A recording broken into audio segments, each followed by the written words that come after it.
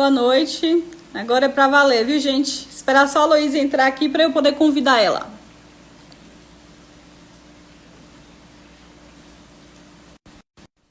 Conectando.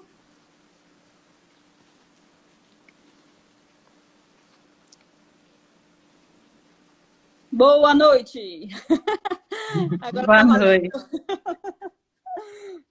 Deixa eu entrar uma galera boa aí que a gente começa. Nesse instante Ah, nós maravilha. batemos, acho que tinha umas 20 e poucas. Agora é mais rapidinho. Ah, ótimo. Ótimo, ótimo. Pronto. É bom quando a gente faz o teste, que aí a gente fica mais à vontade, vai quebrando o gelo. Rema presente? Isso aí, show. Ah, Cássia. Ferrazoli, tem uma galera boa chegando. Pessoal do Raiz do Campo, tô vendo, Felipe, Rafael. Rede Povos da Mata tinha uma galera aí dos 4 núcleos aí que já estava entrando. Laércio, seja bem-vindo. Oh, Laércio Meirelles, na primeira fila. Prazer ter essa galera aí com a gente, dando esse suporte aí. Muito bom. Olha, 19 em ponto, podemos começar. Podemos. Vamos lá. Bom, boa noite, gente. Inicialmente, eu sempre faço uma abertura, porque como tem gente da Rede Povos da Mata que está acompanhando e não conhece o que está sendo feito, o que está sendo proposto, e a gente também tem gente que está conhecendo o projeto, os circuitos agroecológicos agora, a gente faz uma apresentação rapidinho, só para vocês entenderem o contexto, tá? Os Circuitos Agroecológicos é uma plataforma que foi criada em 2018 para fortalecimento da agroecologia. Atualmente, né, a gente tem 3 instituições que puxam a plataforma, né, que faz esse trabalho na execução, que é a Taboa Fortalecimento Comunitário, que é uma ONG que trabalha com microcrédito e fortalecimento aqui comunitário na região. O Instituto IBA, que trabalha com a distribuição de alimentos em São Paulo, e hoje a gente tem uma estação orgânica São Paulo, que foi criada justamente para facilitar essa comercialização entre o circuito curto e o circuito longo, né, e trazer produtos do sul, aqui do sudeste, aqui para a Bahia, e levar daqui da Bahia para lá, e também a gente fortalecer outras redes, né, porque também tem outros fornecedores. E a Rede Povos da Mata, que é a rede de agroecologia, que também é um sistema participativo de garantia. A gente credenciou aí em 2000, criou a rede em 2015 e foi credenciado em 2016, né? Então, vamos fazer 5 anos aí. Somos um bebezinho ainda, engatinhando, né? A proposta é a gente fazer a live a cada 15 dias, e trazer nomes de pessoas que, se a gente fosse trazer para dar uma palestra aqui, teríamos, né, um custo muito alto. Então, um aprendizado legal e uma oportunidade que a gente está tendo nesse momento aí de pandemia é a gente poder estar fazendo essas trocas, né? E aí, Aloísa, eu queria agradecer, né, você ter disponibilizado esse tempo. Fizemos uma prévia aí de manhã e foi muito bacana.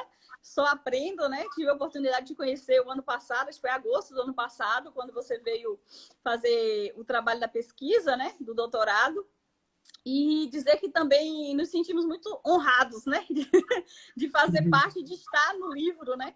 Eu falo que o livro é um marco para as SPGs, né, do Brasil, né? A gente ter isso hoje registrado, a gente ter material para buscar informação, para entender a história de como tudo surgiu, né? Da importância do trabalho dos agricultores, das instituições, das ONGs, né? E das pessoas também, técnicos, colaboradores que se doaram, né, para poder fazer isso acontecer.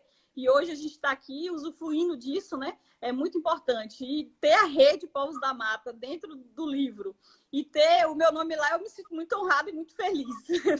Quando o livro chegou, eu fiquei emocionada, né? Isso foi muito importante. É muito importante. E aí a gente quer, como eu te falei, né, ter a oportunidade de fazer algumas impressões aí também com alguns parceiros para a gente poder distribuir o máximo esse livro aí. Tá certo? Eu queria que a gente fizesse uma rodada de apresentação. Se você puder começar, quem é a Aloísia? Ah, certo. Bom, as pessoas dos SPGs me conhecem como uma colaboradora do Instituto Federal, né? Uma servidora do Instituto Federal e colaboradora do SPG Sul de Minas. Mas, como nós conversamos, né? As pessoas às vezes não me conhecem enquanto mãe, né? Eu tenho 2 filhos, eu sou mineira da Zona da Mata de Minas Gerais, lá na região de Viçosa, e moro aqui no sul de Minas já há 20 anos, então já me considero mais do sul de Minas até, né? Atualmente eu estou fazendo doutorado na Unicamp, sou orientanda da professora Sônia Bergamasco, que é uma estudiosa principalmente da agricultura familiar e assentamentos e extensão rural. Bom, e a minha trajetória, as pessoas perguntam muito por que estudar SPG. Eu venho estudando SPG desde 2014, quando eu entrei no mestrado. E eu sou pedagoga de formação, né? Formei na Universidade Federal de Viçosa. E normalmente as pessoas associam muito os colaboradores dos SPGs enquanto agrônomos, né? E daí, quando eu falo que eu sou pedagoga, eu falo, mas por que você está estudando, né? Sistema participativo de garantia. E eu venho de uma trajetória de extensão rural, né? Eu trabalhei na Emater durante quase 13 anos, aqui no sul de Minas, como extensionista de bem-estar social. E a gente tinha muita relação com as mulheres, com o trabalho de segurança alimentar, com o Conceia, né? E nessa trajetória é que eu me aproximei um pouco da discussão sobre agroecologia. E daí eu fiz uma especialização na época, né, em 2006, em agroecologia, mas naquela época não tinha sistema participativo de garantia, né? E aí, quando eu estava já saindo da matéria, eu tinha sido aprovada no concurso do Instituto Federal, eu sou técnica em assuntos educacionais e trabalho na Pró-Reitoria de Extensão. Então, quando eu estava vindo para a Pró-Reitoria de Extensão, eu fiz o meu primeiro curso de SPG, sabe? Era uma oficina que o MDA e o MAPA estavam promovendo no país inteiro, e eu fui convidada pela Lígia Bortolini, que é auditora fiscal aqui de Minas Gerais, né? De Belo Horizonte. E ela me convidou, e assim, nossa, e eu fiquei com muito pesar de estar saindo da Emater e conhecer uma metodologia que eu, assim, eu acreditei que daria muito certo com a extensão rural, para trabalhar organização, segurança alimentar, mercado, agroindústria, valorização, assim, parecia que casava com tudo que eu trabalhava, né, na Emater, mas que eu nunca tinha encontrado essa metodologia, né? A gente trabalhava com metodologias participativas, né? Mas parecia que não juntava tudo, né? Não tinha uma metodologia que juntava tudo. Então, uma hora a gente trabalhava só mercado, outra hora só produção. E daí eu fiquei muito apaixonada com essa proposta, né? E fui para o Instituto Federal em 2012.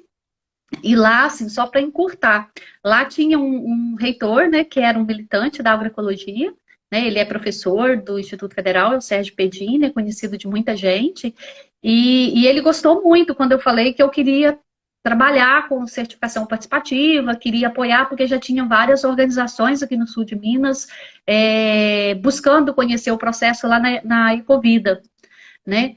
E daí já tinham outras certificadas na ANC, na ABD, então daí ele deu carta branca, o meu pró-reitor também na época, né, o chefe deu carta branca e aí a gente foi. Então assim, eu desde 2012 eu venho acompanhando, 2014 eu entrei no mestrado e estudei a conformação aqui do SPG Sul de Minas, a Constituição, a presença dos princípios, né? E 2017 eu fui para o doutorado para estudar também a relação da agricultura familiar com a certificação participativa, a presença dos agricultores. Mudou um pouquinho o projeto no meio do caminho aí, mas é nessa linha. Então, essa é a Luísa, essa é a minha trajetória também, com extensão rural, agricultura familiar, SPG, agroecologia. Maravilha, né? A agroecologia nos proporciona isso, né? Por ser multidisciplinar, né? Às vezes você está num caminho e quando vê, está dentro de uma extensão rural, né? Isso é perfeito, né? Acho que é isso que enriquece o conceito de agroecologia, né? Bom, a Tatiane veio lá do extremo sul da Bahia, da cidade de Tamaraju, fazer um curso técnico em Uruçuca, né? e acabei conhecendo por meio de um profissional que foi dar um curso de agricultura orgânica, né? E aí eu conheci o que era agricultura orgânica, né? Inicialmente, né? O conceito de agroecologia foi alguns anos depois, em uma escola que só falava de produção convencional. E aí veio o desafio, né? A gente colocar isso para os professores, puxar essa discussão na escola. E aí tive a oportunidade de fazer estágio com essa pessoa que foi fazer essa capacitação. E acabei me apaixonando, né? Fui para um resort, fui para a área social. Depois disso, passei por praticamente todas as ONGs aqui do sul da Bahia, né?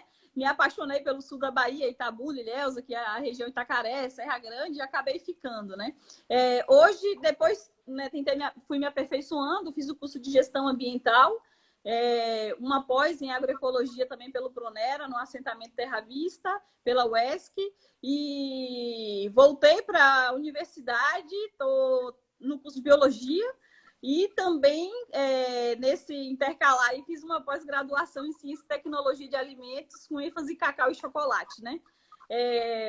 E sempre nessa discussão e puxando a questão da agricultura orgânica e agroecológica, né?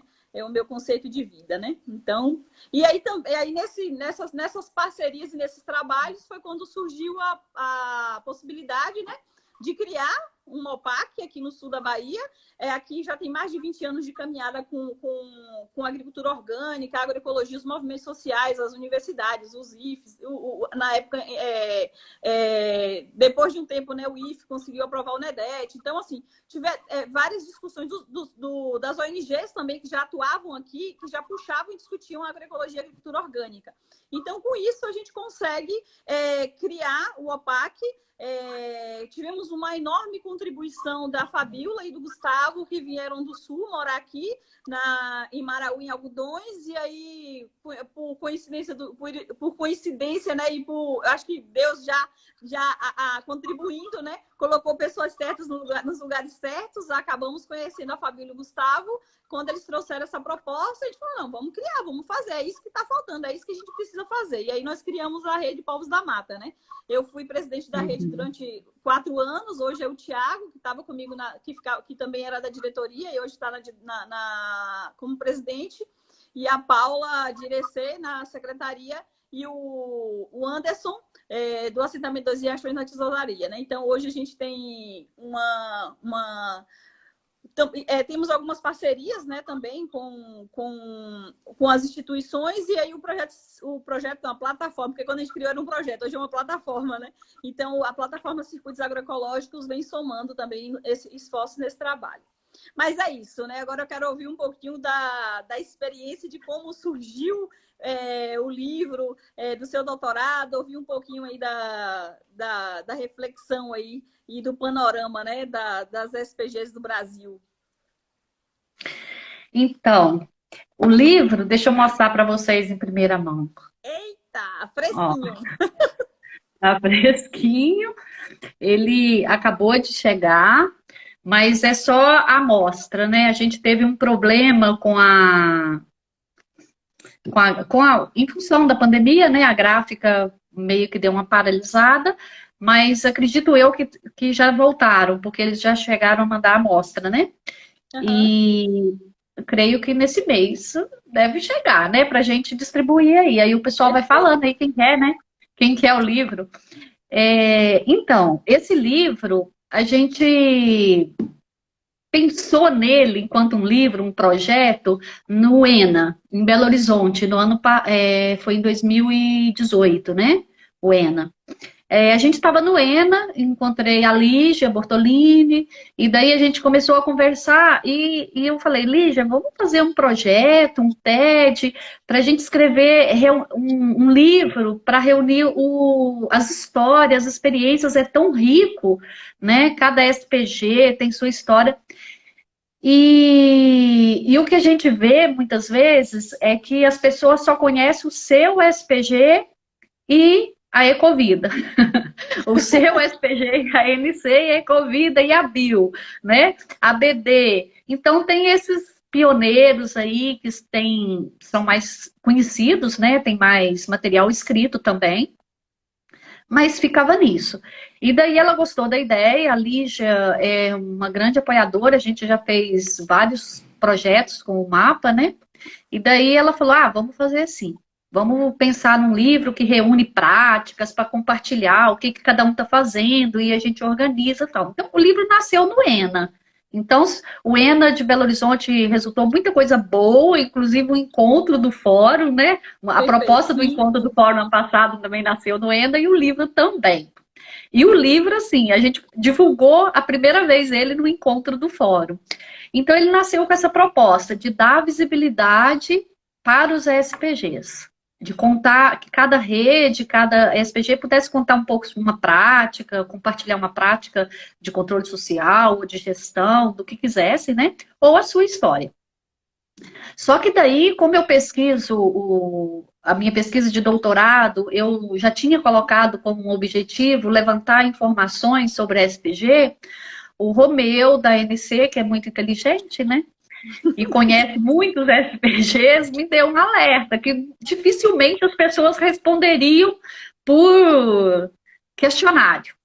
Falou, olha, Luísa, se você quer as informações, você tem que ir atrás dela, visitar, conhecer, porque só um questionário assim, por experiência própria, não são muitos que respondem. E daí eu encuquei com isso, e daí no projeto a gente colocou essa visita, que foi assim, uma experiência única na minha vida, né? Eu pude conhecer dos 27, dois não participaram por decisão deles mesmo, né? Foram convidados. E um eu não pude conhecer porque era o Xingu e as condições eram bem difíceis para mim. Mas os demais, os outros 24, eu tive a oportunidade de visitar todos, assim, passar no mínimo 2 dias com cada um. Foi o menor, mas normalmente passava entre 3, 4 dias em cada lugar. Às vezes núcleo, né? No caso da Ecovida, eu fui 2 vezes, porque é muito grande, mesmo assim. 2 vezes na Ecovida não é nada, né? Acho que eu preciso voltar lá para 50 vezes. Então foi isso, né? Então aí a gente nasceu com essa proposta de dar visibilidade, e nessa coisa de dar visibilidade para as redes, contar suas histórias, a gente também queria mostrar quem somos, porque um incômodo que eu tive no mestrado, quando eu comecei a estudar um pouco, ler algumas coisas, que todo mundo fala, os SPGs o sistema participativo é uma metodologia adequada para a agricultura familiar. E daí, quando eu perguntar, mas quantos agricultores familiares tem no certificado, você não acha essa informação, né? E isso me incomodava um pouco de repetir essa frase sem ter como comprovar. E o Cadastro Nacional do Mapa não traz isso. Não traz essa informação, se são familiares, né? Então a gente colocou isso. Nossa, vou querer saber quantos familiares, quantas mulheres, e aí a gente empolga, né? Quantos jovens, quantos indígenas, quantos quilombolas, assentados, né? E a gente queria saber quem são os agricultores, qual o perfil, minimamente, né? Porque também a gente tem consciência que essa informação é muito dinâmica, então você, ao terminar a sistematização, ela já mudou, né? Mas pelo menos ela deu um retrato muito próximo do que se dizia, né? Então a gente queria saber isso, quem são os agricultores certificados pelos SPGs? Porque quando você fala de OCS, todos são familiares, é uma condição. E SPG não, né? Mas a gente tinha isso, né, pelo conhecimento. E então a gente queria levantar essa informação e as outras também, e também saber das instituições que fazem parte, né? Como eu faço parte de uma SPG enquanto instituição colaboradora, então também tinha essa curiosidade. Como que as instituições participam? O que elas fazem? Como, né? Quais instituições? Então, esse foi o primeiro objetivo. Então, a gente fez o livro ele está organizado da seguinte forma, então. Ele tem o primeiro capítulo, né, a primeira parte, que a gente chamou de parte, ele traz esse panorama. Trazem bastante informações que nós vamos falar dela, né, depois. Quem são as instituições, os agricultores, como trabalham, tamanho, custo, estrutura, metodologia, enfim. um pouquinho de cada um, onde estão, que também, assim, até isso, quais estados que tem SPG, quantos agricultores. Eu ia em alguns SPGs, quando eu falava que era de Minas Gerais, eles falavam, em Minas Gerais também tem? Ah, e é grande? Quantos agricultores vocês têm? Então a gente percebia que um SPG sabia pouco do outro, né? Não tinha esse conhecimento. Então a gente também queria compartilhar esse conhecimento também. Aí a primeira parte ela traz tudo isso, né? Essas informações dos SPGs, dos 25 que participaram.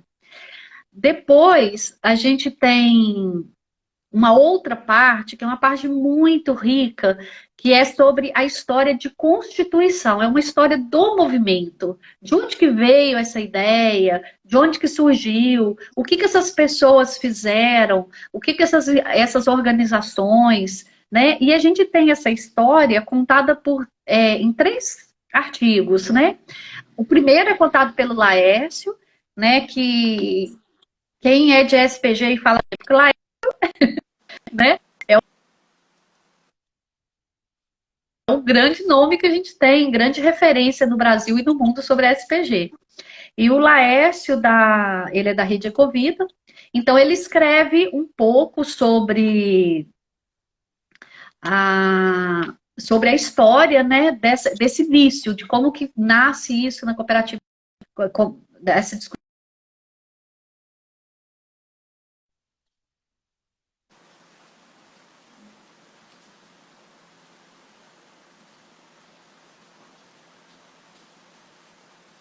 Pessoal, tá normal aí? Para mim, tá dando uma travadinha aqui. Não sei se é a internet.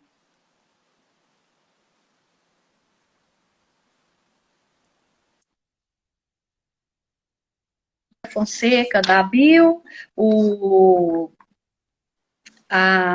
Romeu e a Luz Souza escreveram isso. Então, o início da Constituição contado pelo olhar de quem participou ali ativamente nos movimentos sociais, né? E o outro artigo, ele é escrito pelo Rogério Dias e alguém está falando que travou? Voltou. Ah, bom. Acho que a da Tatiana travou, a minha, não sei. Pode Voltou, tocar, tô beleza. ouvindo direitinho, viu? Tá dando uma travadinha, mas acho que é mais a minha aqui, mas tá bom. Ah, beleza, voltou. Então, o outro artigo do Rogério Dias e pelo Marcelo Laurindo. Ah, tá. Volta as informações no início da Constituição. Bom, eu estava dizendo que o livro ele tem 3 artigos, né? Sobre histórico. O primeiro é do Laércio, que conta sobre o início desse processo e dessa discussão na Ecovida, no Sul, né? Ele mostra como foi uma resistência, né, deles, que não aceitavam esse modelo vindo da Europa. Então, como eles resistiram e mostraram, né, que tinha uma metodologia. Então, ele conta essa parte, conta um panorama também, traz um panorama mundial também dos SPGs, em quais países, né, as diferenças, né, porque não é em todo o país que é feito da mesma forma, né, entendido do mesmo jeito que... Sim. Gente, alguém está falando que está travando e não está conseguindo escutar nada. Então, a minha dá uma travadinha, mas eu consigo, só tá travando a imagem. E o áudio tá chegando normal. Aí tem que ver também... Tati, o seu tá travando para mim. Tá? Deixa eu ver o pessoal. Tá travando muito. Tá. E aí, pessoal, como é que tá aí? Tá aparecendo, tá melhor? É porque às vezes dá uma travadinha, mas tá rolando assim. Bastante para mim. Eu não sei se o meu... tranquilo aqui. O meu tá travando também para eles.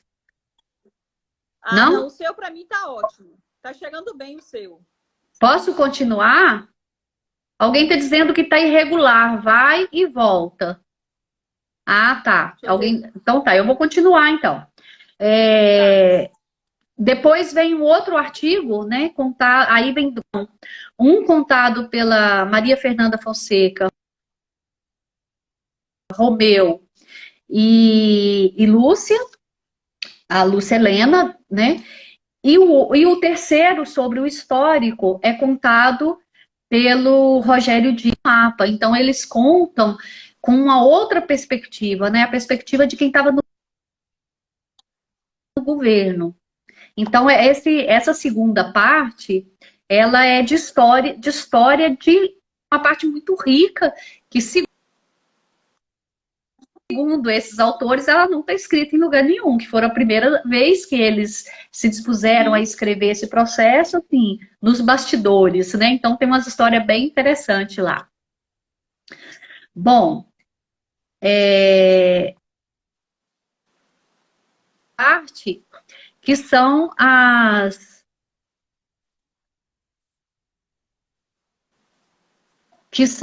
histórias e experiências de cada. Aí a gente abriu um edital de chamada, né? Todos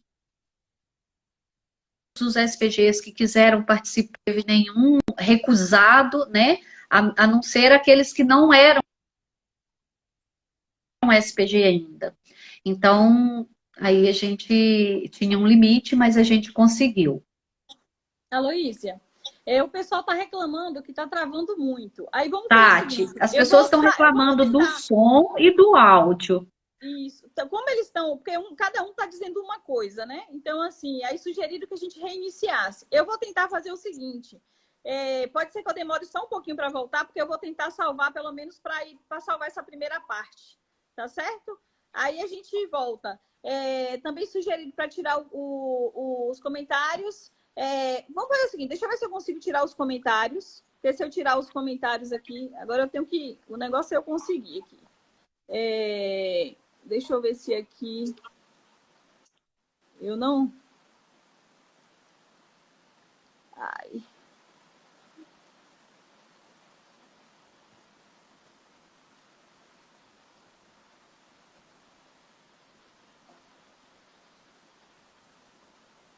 Estou tentando aqui mexer aqui, mas não estou conseguindo. Oi. Não, vamos continuar. Vamos continuar. Qualquer coisa eu mexi aqui, mas eu não estou conseguindo voltar. Pode ir falando aí. Eu estou tentando... O pessoal está pedindo para... aqui. Deixa eu ver se eu consigo... pronto. Desabilitar o comentário. Aí vamos ver se... Os meninos que quando faz isso melhora. Vamos ver se vai melhorar. Pronto. Então tá certo. Mas aí a gente não fica sabendo se travou, né? É isso que eu também da outra vez deu nisso também, né? Mas aí nós vamos ficar falando sozinhas. O pessoal de vez em quando você habilita. Pronto, pode deixar. Então, beleza. E a última parte traz isso. São 16 relatos dos SPGs aí do Brasil, né? Então, a gente tem o grupo do Sul, tem do Nordeste, do Norte, Centro-Oeste, todas as regiões, Sudeste, todas as regiões participaram. Então, a gente tem um pouco de cada. Então, ficou bem legal esses relatos também, porque traz muita história, né?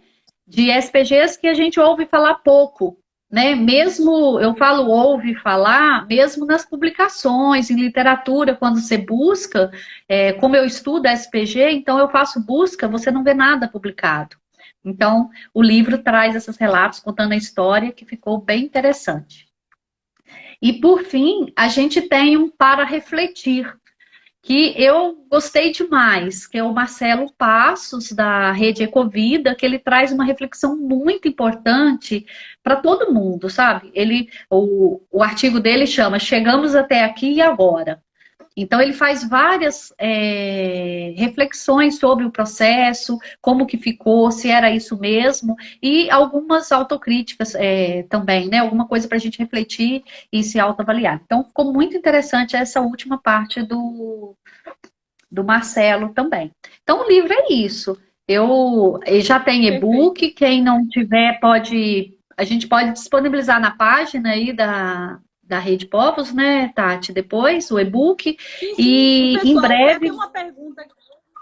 Foi até uma pergunta que fizeram, onde é que pode disponibilizar. Aí a gente coloca. Quando a gente publicar aqui qualquer coisa que for sobre a live, a gente coloca o link ali para a pessoa já acessar direto o livro, né? Sim, ele está disponível no site do Instituto Federal do Sul de Minas, né? Do iefsuldeminas.com.br/proex. É na Pró-Reitoria de Extensão. Então, ele está disponível, mas também, se quiser pedir, a gente envia também. E ele vai sair impresso e vai ser distribuído gratuitamente para os SPGs que contribuíram, para os autores, né, que são muitos autores, e vai ser distribuído. E para quem mais tiver interesse também, pode entrar em contato, que a gente tendo sobrando, né, a gente vai mandando, tá bom? Perfeito. Então é isso sobre o livro. Aí você quer fazer pergunta do livro? Não, vamos, assim, do livro, assim, eu já tive a oportunidade, não li todo, quase todo, ainda faltam ainda umas 50 páginas, mas super bacana. Acho que é interessante, assim, trazer a questão do panorama, que foi o primeiro capítulo, né? Para a gente entender como é que tá as SPGs, né? Porque, de repente, a gente acha que tá todo mundo igual e não tá todo mundo igual, né? Cada um tem sua metodologia, sua forma de organização. Aí a gente queria entender um pouquinho disso. Assim, o seu olhar, né? Porque você teve a oportunidade única, né? Assim, de conhecer 25, né? Então, isso é único. E aí trazer um pouco dessa visão, né? Eu sei que tem muita coisa no livro, acho que o livro depois o pessoal ir lá e ler, mas a gente só tem essa visão geral e deslumbrar, abrir esse leque aí. Certo. Então, assim, primeiro eu vou falar um pouco do perfil dos agricultores, que foi o que o que foi a primeira inquietação que eu tive, né, para fazer a pesquisa. Então, a gente pesquisou 25, né, OPACs. Desses 25, nós vamos falar aí do ano passado, né? A gente tinha quase 8 mil agricultores orgânicos informados pelos OPACs, e é importante lembrar também que esse número, muitas vezes, ele diverge do cadastro nacional, porque às vezes as pessoas têm um entendimento do cadastro, que o cadastro é de unidade produtiva, enquanto o cadastro nacional é de produtores orgânicos. Então, essa diferença, quando eu fui fazer a pesquisa, eu tive muita dificuldade. A gente sentava com o pessoal e em vários OPACs as pessoas falavam, a gente tem 50 agricultores. E aí eu perguntava, e quantas unidades produtivas? Uai, 50. E aí eu falava, mas só tem um produtor em cada? Todo mundo é solteiro, é viúvo? Não, eu falava, mas e a família, não é agricultora? Porque é muito difícil, né? Você não ter ninguém, o marido e a esposa agricultores. E aí muitos ainda têm esse entendimento e ainda persiste. 50 unidades produtivas, 50 agricultores.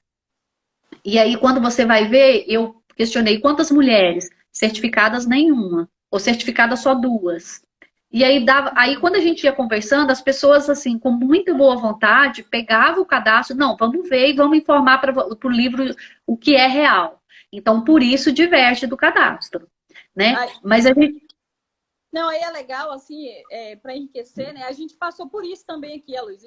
A gente quando perguntava, vocês têm quantos agricultores certificados? A gente, 200. E aí, em 2018, nós vamos fazer um levantamento, né? Pelo projeto, era um diagnóstico, né, inicial ali que a gente estava fazendo pelo projeto. E aí a gente ficava, não achamos os 200, né? E, gente, mas vocês falam que tem 200. Aí quando a gente foi ver, aí a Natália, que ficou um tempo trabalhando com os dados no Cisorg, né? A Nath falou assim, gente, é o seguinte, uma coisa é a unidade produtiva. A unidade produtiva é a propriedade, que basicamente é a família. Só que aquela unidade produtiva, ela tem um número X de pessoas, tem 5 pessoas da família. E as 5 trabalham na roça e as 5 vão com o nome ali no cadastro. Então, na realidade, a unidade produtiva, a gente tem 180 e agricultores certificados que estão dentro do cadastro, a gente tem 400. Então, esses números, se a gente tem esse entendimento, aí a gente consegue entender como é que é o lançamento, porque no sistema a gente lança dessa forma, unidade produtiva e agricultores. Mas isso levou um tempinho para a gente entender. Então, e aí, e isso, assim, acaba dando um número equivocado. Então, o que tem no cadastro, muitas vezes, não é unidade produtiva só porque alguns estão lançando agricultores, mas também não reflete o número de agricultores porque alguns OPAC só lançam unidade de produção. Então, tem uma pequena distorção aí no cadastro. A gente identificou isso na pesquisa e a gente tentou dialogar e buscar um entendimento, né, do nome. O nome é cadastro de produtores e não de unidades de produção. É que um dia já foi unidade de produção e eu acho que as pessoas vieram dessa, né, Sim, dessa ideia que era unidade de produção. Então, só dá um certificado para cada unidade. Então, a pessoa escolhe se quer pôr em nome da mulher, em nome do marido, né? Então, ficou dessa forma. Então, aí no livro a gente separa o número de unidades de produção, o número de agricultores. E aí a gente teve cerca de 4.500 unidades de produção e 8.000 quase 8.000 agricultores. Então, é um número, assim, bem relevante, né? O livro também a gente buscou entender quantas mulheres, a gente buscou... Ninguém, quase mulheres. Poucos tinham os dados sobre as mulheres, né? E, assim, mulheres certificadas. A gente queria saber que tem o certificado e, de preferência, que estejam no cadastro, né? E se não tivesse, a gente estava orientando que se tem certificado, tem que estar no cadastro. Alguma coisa estava errada, né? E a gente conseguiu, a gente identificou que são 2.800, eram, né? Acho que é mais agora, quase 3.000 mulheres, o que deu um total de 36%. E em relação à agricultura familiar, deu 85% de agricultores familiares. E esse agricultor familiar é de acordo com a declaração do OPAC, o que eles entendem por agricultor familiar. A gente não exigiu DAP, né? Não cabia isso, era um entendimento de o que cada um considera agricultor familiar. Então a gente levantou que no Brasil a gente tem, dos agricultores certificados pelo SPG, a gente tem 85% de agricultores familiares, 36% do total são mulheres, o que a gente acha que é um número que está subestimado, porque muitos OPACs não entenderam que a mulher também é uma agricultora, e às vezes o certificado só está em nome do marido. Eu acho que essa é uma discussão que o Fórum vem fazendo, né, com o princípio de igualdade de gênero e geração, que o homem, que tanto a mulher quanto o jovem precisa ser valorizado, né, dentro da propriedade, tem que ter equidade. E também a gente buscou entender desses agricultores familiares, minimamente, né, estratificar um pouco. Qual agricultor familiar a gente está falando, né? Então, a gente levantamos que tem um pouco mais de 1.000 agricultores que são de assentamentos, que é bem interessante esse dado, né, de agricultores assentados, 26 quilombolas e 78 indígenas. Esses indígenas, né, principalmente por causa do SPG do Xingu. Sei. Mas não são só eles. Tem indígenas em outros OPAC também. A gente tem aqui, tá avançando no processo de certificação, né? Tem um pessoal, mas ainda tem bastante que está no processo para certificar. Então, e aí esse panorama, ele deu uma cara um pouco pro, assim, eu fiquei muito satisfeita, né? Eu sei que esse número muda, né? Você está falando de 8.000, daqui a pouco está 9.000, daqui a pouco tá, né, vai subindo, mas a gente agora tem uma cara. E também a gente, com essa pesquisa, depois você olha os comentários aí, viu, Tati, se não está travando. Tá. Eu tô olhando aqui as perguntas, mas eu acho que boa parte a gente já vem respondendo. O pessoal pediu para falar um pouco da Rede Ecovida, mas a proposta é a gente falar de modo geral, né? Das SPGs, do estudo. Aí falar um pouquinho das mulheres, você já trouxe. Eu tô olhando aqui as perguntas. Boa parte do que tem aqui já foi respondido. Eu vou ativar ativar o comentário para se surgir mais alguma coisa. E só para a gente entender que a gente já temos 35 minutos, né? Então o tempo passa voando. Mas aí então, tá bom. A gente cai e entra de novo para, se o papo estiver bom e a galera quiser ficar, a gente retoma. Ah, beleza. E aí, outra coisa que a gente queria entender com essa pesquisa era, né, na lei está escrito lá, os SPG, os Sistemas Participativos de Garantia, e depois eu tinha até uma observação para falar do sistema participativo. É composto pelos membros do sistema, fornecedores e colaboradores. E eu, enquanto colaboradora, né, eu queria saber quem são esses colaboradores também. E isso, assim, uma descoberta, né, é que isso não é claro para todos os SPGs o que é um colaborador, né? Enquanto alguns SPGs. E aí, assim, eu estou falando muito aqui de os SPGs conforme eu trato no livro, porque na minha tese eu trato diferente. No livro eu trato os SPGs enquanto as redes, as organizações. Por quê? Porque quando você fala os SPGs brasileiro, você não está falando de várias metodologias, né? Você está falando das organizações. Mas eu, na minha concepção, o sistema participativo é uma metodologia que ajuda na organização. Mas a gente acaba trazendo essa organização com o nome de SPG, apropria, né? Uhum. Então, eu trato os SPGs como cada rede dessa, né? Cada associação, cada rede que constitui ali uma estrutura, trabalha com essa metodologia de certificar e credencia o seu organismo participativo, né? E daí eu queria conhecer quem são essas entidades, né? Que fazem parte, como elas atuam, enfim. E, né, foi muito interessante também, porque a gente percebeu, assim, que a presença das ONGs é muito mais massiva, né? Quase todos os SPGs têm uma ONG, mas não é a realidade de todos. Alguns SPGs já estão mais com as entidades governamentais, mas esses são em menores números. Mas tem. Minas Gerais, aqui no sul de Minas, especificamente, né? Em Minas Gerais são 3. Mas o do sul de Minas e 2 do Rio Grande do Sul tem uma presença muito forte da Emater, da Agência de Extensão.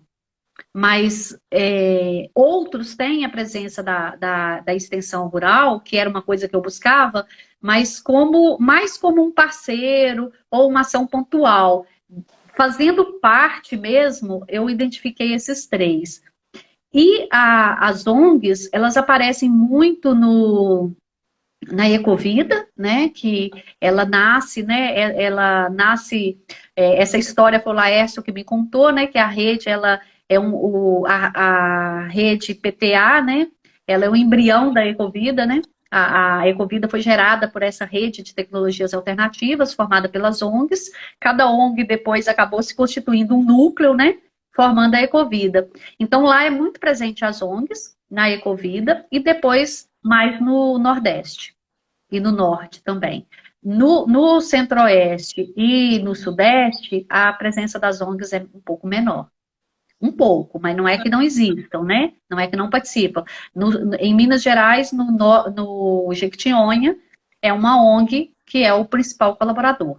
E aí, quando eu falo que não é claro o que é um colaborador e qual que é o papel, porque quando a gente pega aqui no livro, a gente vai ver um infográfico, né? Sim. Com o nome dos colaboradores. E a gente dividiu por categoria, né?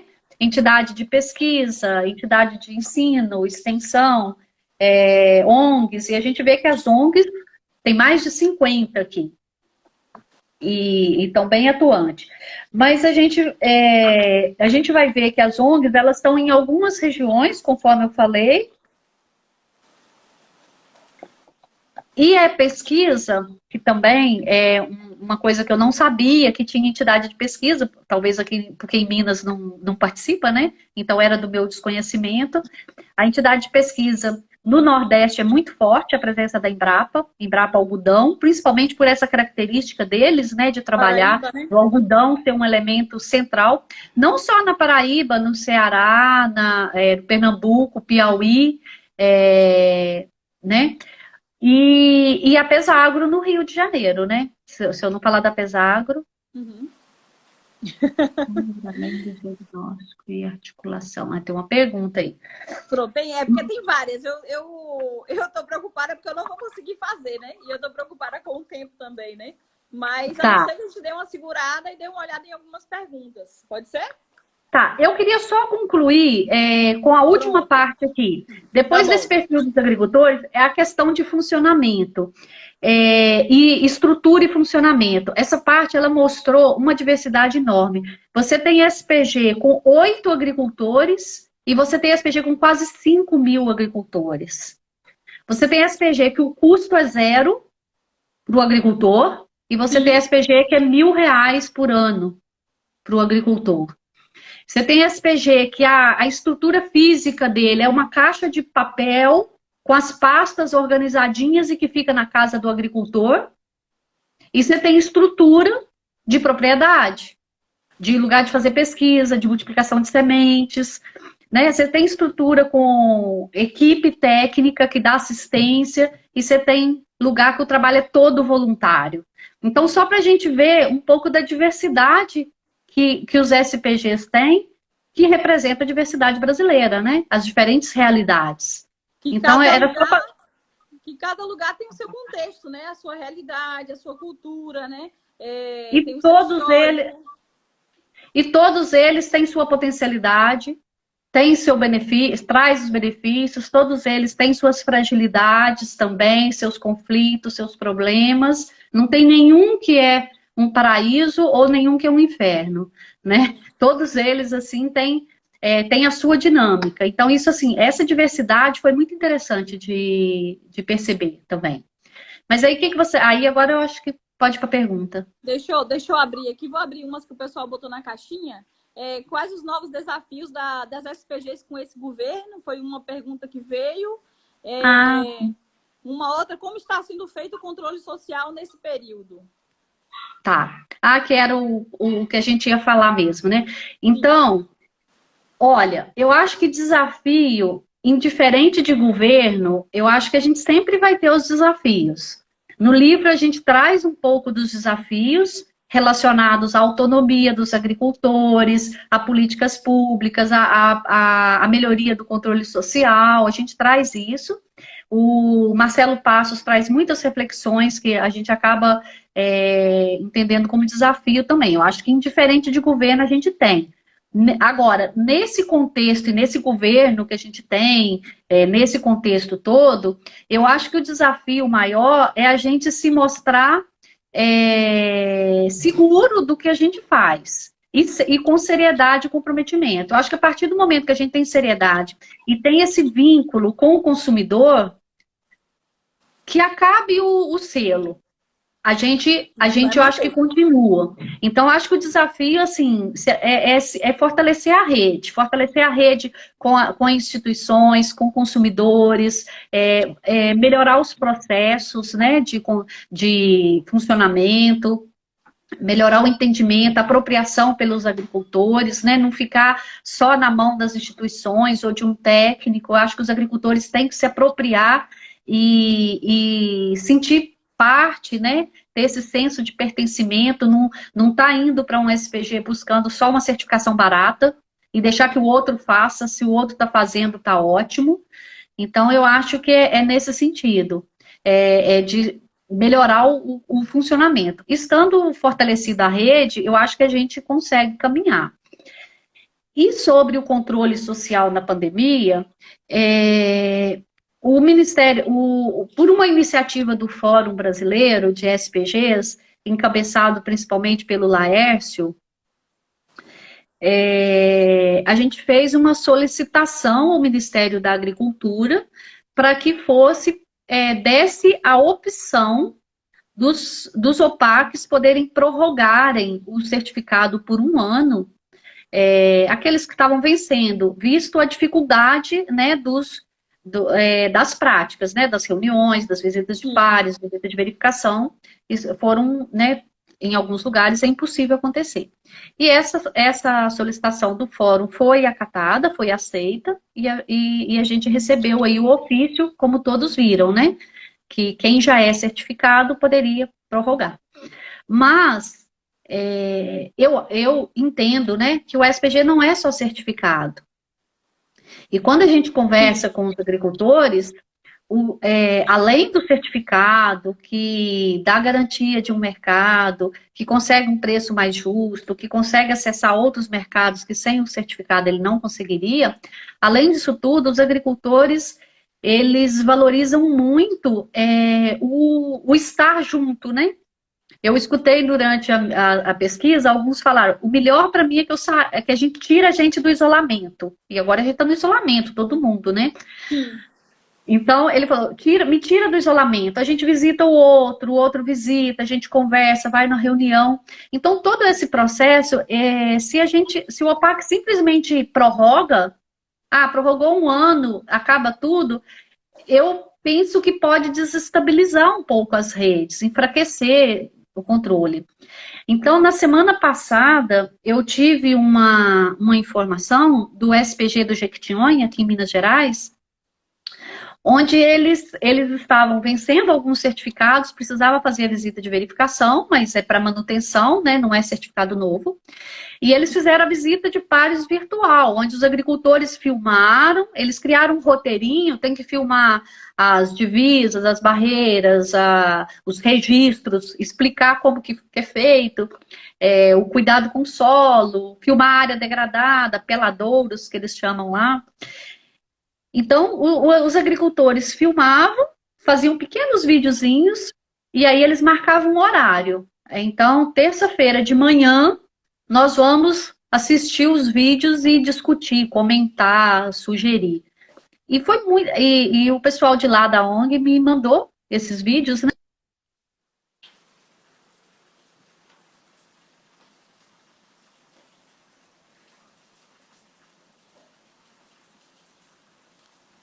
Travou?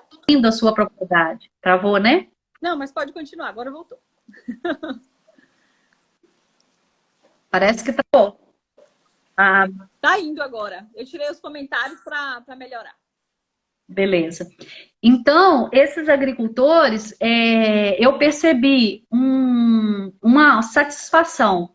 Primeiro porque eles acessaram uma tecnologia, né? Eles utilizaram, eles viram uma utilidade na tecnologia. Porque às vezes quando você fala, vamos fazer uma reunião virtual, eu não consigo, eu não sei. E daí eles se dispuseram a aprender, a fazer, e ficou muito legal. Então, acho que eles venceram esse primeiro desafio. E segundo, que eles criaram um controle que eles não precisavam, né? Eles podiam simplesmente ter prorrogado. Mas conversando com a técnica lá, com a Sueli, ela me disse, Aloísio, o melhor foi porque a gente manteve junto, a gente não desarticulou, agora um está tendo notícia do que o outro está fazendo, ou falando da dificuldade, né? E ao final ele diz, o final dos videozinhos do roteiro, né? Ele tem que gravar uma fala, pode ser um áudio ou um vídeo, justificando por que ele merece continuar com o certificado orgânico. Fazer uma defesa, uma autodefesa, né? Então foi muito legal. E aí a gente fez isso aqui no sábado, com um grupo que a gente participa, que o grupo é só de agricultor familiar, com um agricultor até mais de idade também. E ele falou, não sei se eu vou conseguir, mas eu vou tentar. E ele estava todo feliz porque conseguiu fazer os vídeos e ficou muito lindo. E daí a gente, no horário, né?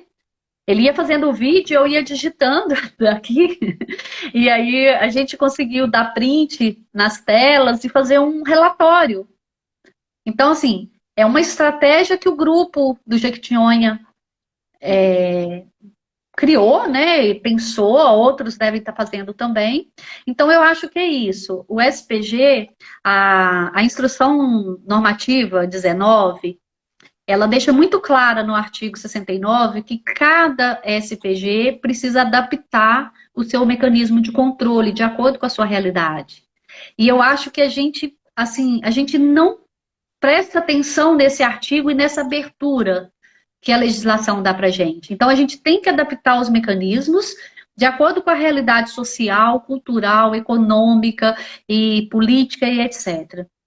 Então, essa forma eles adaptaram. Foi muito legal. Mas em tempos normais, a gente vê que muitos OPACs não são criativos para adaptar.